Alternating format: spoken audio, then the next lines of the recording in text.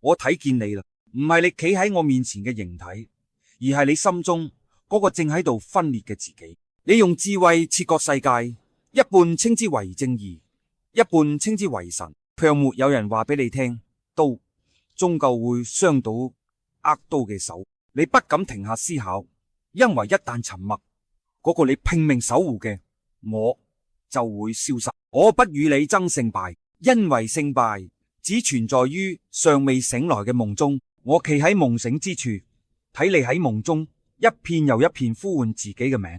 你唔係墮落，你只係太執着於光，以至於無法容納自己嘅影子。